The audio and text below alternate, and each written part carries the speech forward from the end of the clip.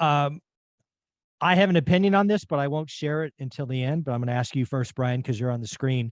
Mm-hmm. When you're an out-of-state investor or out of country, for this matter, and you're going to look at pick an area, St. Louis, a new market, what's the most important relationship to have first, or is there a most important for an investor? What do you think?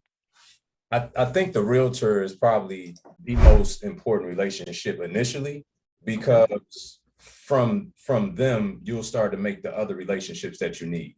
So they're like your hub. They absolutely are. And they're typically the conduit to get you to your first property project manager. Okay, let me make sure I'm clarifying that. Not your property manager, but your project manager that could essentially run the project if there is in fact a rehab.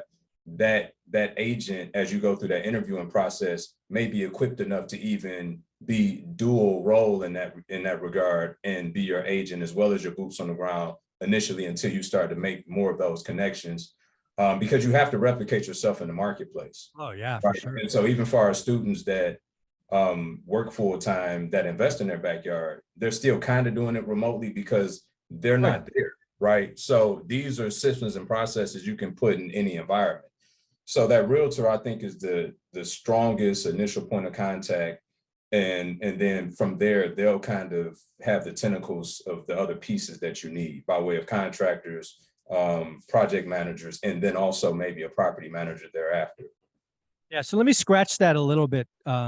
Because again, there are lots of realtors in every market, different experience level, skill set. If you're again calling into, I'm just going to say St. Louis, because I think I said that earlier. How do you know a good realtor from a bad realtor? I mean, do you look for somebody that's been in the biz 10 years, or what are you looking for when you're kind of reaching out, making those initial calls? What are you looking for? I'm looking for somebody that can become a partner with me, right? And I have all of our students cold call 20 to 30 realtors in any market that they want to work in. I like it. Don't stop when you get one. Cold call 20 to 30, complete the exercise, because you need to end up with 2 or 3. Yes. And then you can start to double down on the questioning and really understanding who may become a true ally and not just a transaction. Yeah, I hope people are hearing that. I can't tell you how many times I hear from investors investing out of state in an area they've never been to. It always seems like they have the agent. Right. Like, how do you know? Well, we just click and blah, blah, blah, blah, whatever it is. I'm like, how many did you speak with? 3. I'm guessing there's more than 3 agents in that market, right? So I love that exercise, 20 to 30.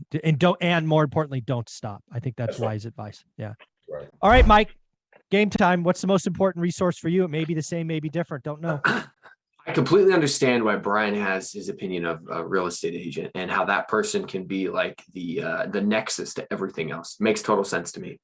I always tell people that the number one most important person, in my opinion, that you could have in your out-of-state market is other investors that are currently investing successfully in that area, who aren't trying to sell you anything, who won't make a commission off of you, who have nothing but your best interest at heart. Now, the question that comes from that is, it's not a car at my house. The question that comes from that is, well, how do I meet these people? I don't live there. I don't have plans to go there. Even if I went there, I'm not going to be there long enough to develop relationships. And this is where virtual networking comes in. And it's something I've talked about a little more recently, but it's what we are doing right now. I have never met Michael Zuber in person. We speak multiple times a week and hang out for hours a week. He's one of my closest friends and mentors. All of that has been done because we first interacted in a Facebook group. Then I got interviewed on his channel. I interviewed him on my channel. We messaged back and forth for years. He introduced me to Mark. And then now we make videos together all the time. You can literally, and this is from me being a nerd, being raised playing World of Warcraft and Halo, you can make online friends playing video games that you hang out with every day for hours at a time. If I could do that in a dumb game like World of Warcraft when I was 15, I can make real friends in real life on something else I'm interested in just by watching real estate related videos. So my advice to people is, if you're interested in an out-of-state market, look up investing in that city, investing in Gary, Indiana, Tulsa, Oklahoma, Birmingham, Alabama. There's going to be people making videos, making Instagram posts that you can interact with. I have never met Mark Oshiro right here. However, financial firefighter is what he is called now on his newly started YouTube channel. Right here, he's got his video up over there. We've never met. We've chatted multiple times. Why? Because that's how virtual networking works. So if you can meet somebody who's successfully investing in another market you want to get into, pick their brain, copy and paste their success into your life. Use their people, use their systems. Take your deal that you're not sure about to them and ask their opinion, and know they're not going to try to rip you off. You're going to be very successful. But I do agree with Brian that that real estate agent can be that person who has the connections and the network. And if you want to find that one, you're probably going to have to speak to 30, because not every agent's going to be so well connected as to be able to point you in the right direction for all things. Yeah, so I think there's a couple of things there. First, Brian is dead on, and I hear so many. And again, Brian, this is for out of state or in state or your backyard. You got to network more. I don't remember what rule is it. Hold on. It's rule number 3. Never stop networking. Meet at least 2 new people a week. And if you're going out of state, double that. Your network is going to save you.